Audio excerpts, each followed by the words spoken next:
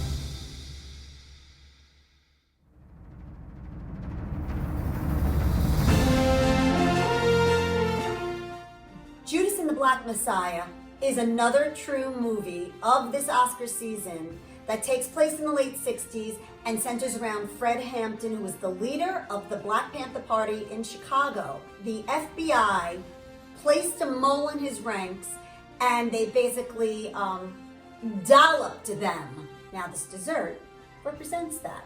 We've got a gorgeous dark chocolate mousse, and then in it is a hidden layer, well, I guess it's not so hidden because I'm telling you, of dark chocolate cookie crumbs. Because when there's someone who's not supposed to be in the smoothness of an operation, it's gonna be a little crummy. Then we've got a black cherry topping, and then the dollop of whipped cream. That's the FBI. This is really ridiculously delicious. Light, airy, wonderful.